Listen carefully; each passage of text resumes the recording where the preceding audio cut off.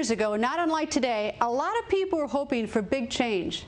But no one represented the dark side of that change better than a man named Bill Ayers. Here's Greg Jarrett.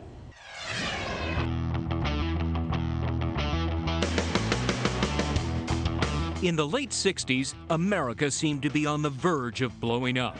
There had been civil rights clashes in the South, riots in Detroit and Los Angeles, assassinations of figures such as Robert Kennedy and Martin Luther King Jr., and war protests on college campuses. Was America teetering on the brink of revolution? One group outright declared war on the United States, the Weather Underground.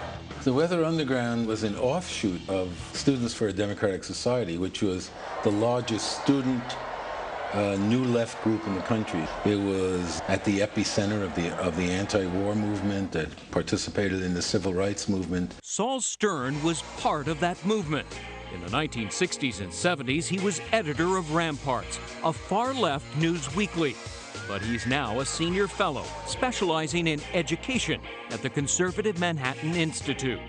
Stern's move to the right began, he says, out of disgust with the violent tactics the Weather Underground used in response to the Vietnam War.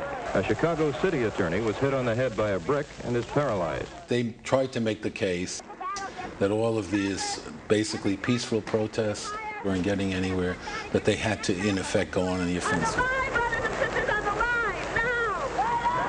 They argued that the war was so evil, so immoral, that you were duty-bound, in effect, to be a sort of auxiliary army of the enemy, of the Viet Cong. It was all a fantasy, of course, because they really never took on the military. One of the leaders of the underground was Bill Ayers, son of a prominent Chicago businessman. At the time, Ayers was quoted as saying, "Kill all the rich people, break up their cars and apartments, bring the revolution home. Kill your parents. That's where it's really at." He later said he didn't mean this to be taken seriously. But the Weather Underground's violent tactics were no joke. One of their first actions was the Days of Rage in downtown Chicago, October 1969, where they attempted to, as they put it, bring the war home.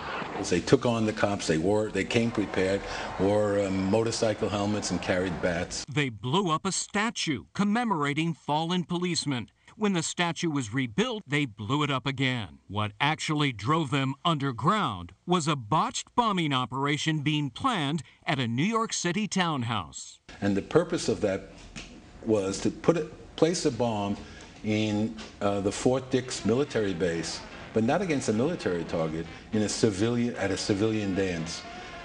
The townhouse blew up.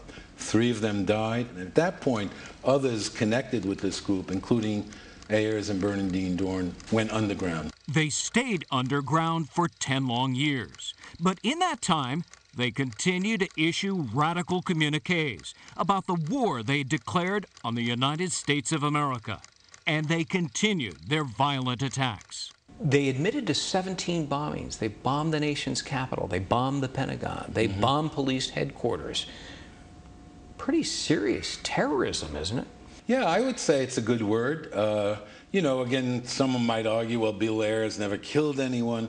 But when you think about the 5-person group here in New York City were intending to do, I mean, there were nails were in that bomb, and they were going to put it in a civilian dance. They would have surely killed people. Oh, of course. That's an Al-Qaeda operation. Eventually, the Weather Underground went under for good. In 1980, Ayers and Dorn turned themselves in.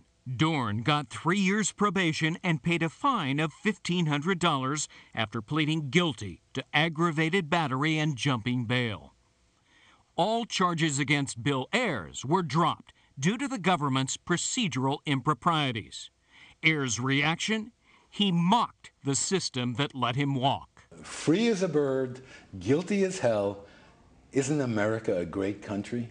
Bill Ayers. That's the Bill Ayers I know. The biggest twist of all, Ayers and Dorn, with the help of his influential parents, simply came back to Chicago and were welcomed into the South Side's upper crust. The couple got married, and Ayers became a distinguished professor of education at the Chicago campus of the University of Illinois. Dorn earned a law degree, And though her past kept her from practicing law, she got a job at one of the most prestigious firms in town, a firm that, coincidentally, a few years later, would give a summer internship to a promising Harvard law student, Barack Obama. And that's where he enters the picture. When we return, Barack meets Bill. Were they really just two guys in the neighborhood?